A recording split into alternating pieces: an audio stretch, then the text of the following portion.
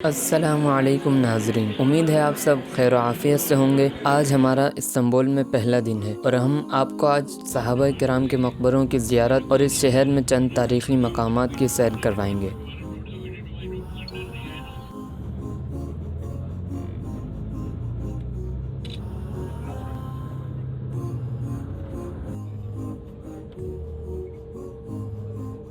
واہ بھائی واہ، سارے مچھیرے کھڑے ہوئے ہیں یہاں پر لائن سے۔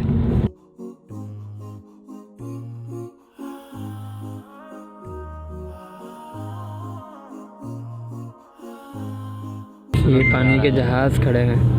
ابھی ہم یورپین سائٹ پر ہیں اور یہ جو آپ کو سمندر نظر آ رہا ہے اسے گولڈن ہارن کہتے ہیں اور اسے آبنائے بوسفورس بھی کہا جاتا ہے۔ آبنائے بوسفورس اس لیے کہتے ہیں کیونکہ سلطان محمد فاتح نے جو کشتیاں خشکی کے راستے سے سمندر میں اتاری تھیں وہ یہیں پر اتاری تھیں، اور آبنا اس پانی کو کہتے ہیں جو دو سمندروں کو آپس میں ملائے، اور یہ پانی بحر اسود اور بحر مرمرہ کو آپس میں ملاتا ہے۔ اس کے پچھلی طرف جو سمندر لگتا ہے اسے بحر مرمرہ کہتے ہیں اور بحر اسود اس کے دوسری جانب میں لگتا ہے۔ یہ جو عثمانیوں نے قسطنطنیہ کو فتح کیا، پہلے انہوں نے ایشیا کے سائڈ سارے علاقے فتح کیے، پھر اس کے بعد ان کا رخ یورپ کی طرف ہوا۔ پھر جب قسطنطنیہ کو چاروں طرف سے فتح کر لیا اور قسطنطنیہ بیچ میں آ گیا تو اس کے بعد قسطنطنیہ فتح کیا۔ اور پیچھے ایک گلاٹا ٹاور ہے جو کہ بہت مشہور ہے، وہاں سے پورے شہر کا نظارہ کرتے ہیں کہ کس طرح سلطان محمد فاتح نے قسطنطنیہ کو فتح کیا، اور پہلے زمانے میں استنبول کا نام قسطنطنیہ تھا۔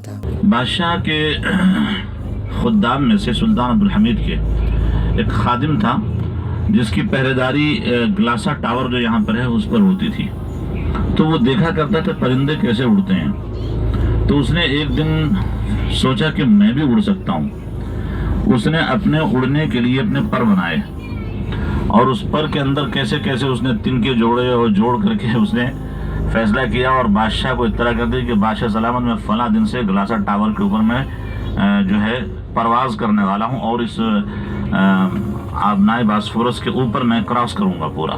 تو بادشاہ نے اس کو سمجھایا تم مذاق مت کرو۔ اس نے کہا نہیں بادشاہ سلامت، میں نے طے کر لیا ہے۔ جب اس نے بالکل ہی حتمی طور پر فیصلہ کر لیا کہ میں نے گلاسا ٹاور کے اوپر سے اڑان بھرنی ہے اور کچھ بھی ہو جائے، تو بادشاہ سلامت نے اس کے لیے انعام مقرر کیا، اور بادشاہ کے قریبی حلقوں میں جب یہ خبر پھیلی تو لوگ اس کا نظارہ دیکھنے کے لیے اپنے عمارتوں اور گلاسا ٹاور کے قریب قریب جمع ہو گئے، اور اس اللہ کے بندے نے اپنے مصنوعی پروں کے ذریعے سے گلاسا ٹاور سے چھلانگ۔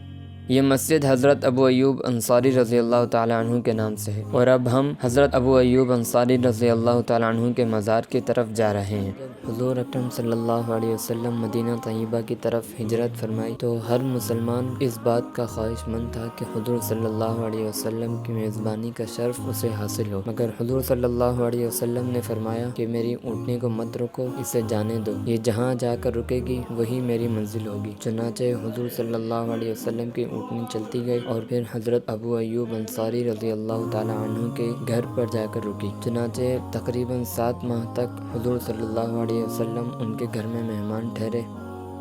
یہ حضرت ابو ایوب انصاری رضی اللہ تعالیٰ عنہ کی قبر مبارک۔ ترکی میں ہم نے ایک بڑی اچھی چیز دیکھی کہ جہاں کہیں صحابہ کرام کی قبریں ہیں وہاں کچھ قراء متعین ہیں، وہ باری باری ان کی قبر کے پاس دن رات تلاوت قرآن پاک کا اہتمام کرتے ہیں۔ یہ حضرت ابو ایوب انصاری رضی اللہ تعالیٰ عنہ کی مسجد کا اندرونی حصہ ہے۔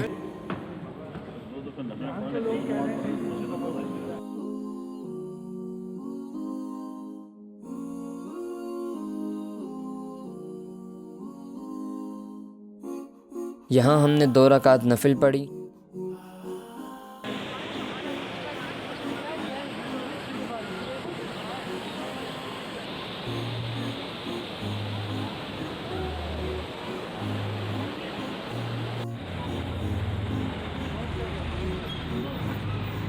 یہ قبر حضرت ابو الدرداء رضی اللہ تعالیٰ عنہ کی طرف منسوب ہے، لیکن یقینی بات نہیں ہے کہ یہ انہی کی قبر ہے، کیونکہ ان کی قبر کے بارے میں 2-3 مقامات کی نشاندہی کی گئی ہے۔ آپ اصحاب صفہ کی ان ہستیوں میں شامل ہیں جنہوں نے تارک الدنیا ہو کر خود کو دین حق کی خدمت اور اشاعت کے لیے وقف کر دیا تھا۔ یہاں ہم نے ترک قوم کے ایک بہت ہی خوبصورت نظم اور ڈسپلن کا مشاہدہ کیا۔ ہم نے دیکھا کہ یہاں ٹریفک سائن میں گاڑیوں کی طرح پیدل چلنے والوں کے لیے بھی سائن اور اشارے موجود ہیں۔ یہاں اس کمرے کے اندر حضرت ابی بن کعب رضی اللہ تعالی عنہ کی قبر ہے۔ آپ کا شمار ان 4 قاریوں میں ہوتا ہے جن کے متعلق رسول اللہ صلی اللہ علیہ وسلم نے پورے اعتماد کے ساتھ فرمایا تھا کہ قرآن ان 4 حضرات سے پڑھا جائے۔ آپ رضی اللہ تعالی عنہ کو وحی کی کتابت کا عظیم شرف بھی حاصل ہے۔ یہاں اس کمرے کے اندر حضرت ابو سعید الخدری رضی اللہ تعالی عنہ کی قبر ہے۔ یہ حضرت ابو سعید الخدری رضی اللہ تعالی عنہ کے مزار کے باہر کی دیوار ہے۔ اس کے پیچھے ایک بڑی مسجد بھی بنی ہوئی ہے۔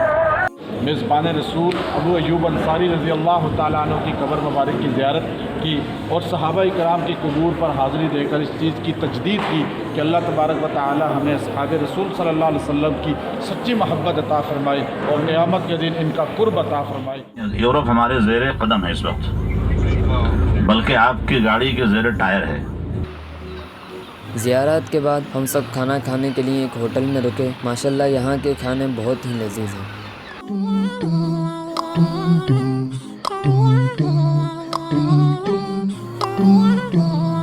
ابھی مغرب میں تھوڑا سا ٹائم باقی ہے، ابھی ہم تھوڑا باہر کھانے پینے نکلے تھے اور کچھ زیارات کی، پھر اس کے بعد جو ہے ابھی واپس اپنے ہوٹل کی طرف جا رہے ہیں۔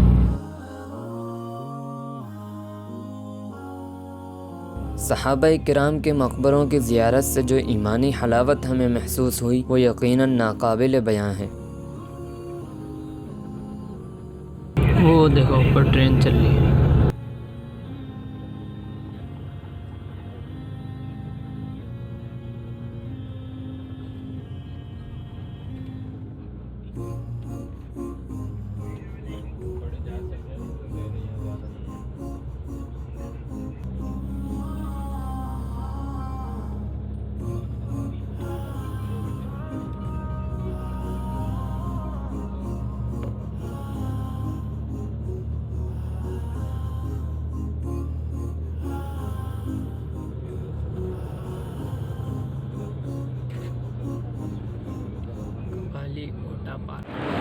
یہ ہمارے ہوٹل کے قریب چھوٹے چھوٹے سے ریسٹورنٹ بنے ہیں۔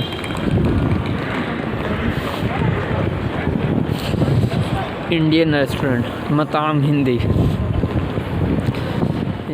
الحمدللہ اب ہم اپنے ہوٹل پہنچ گئے۔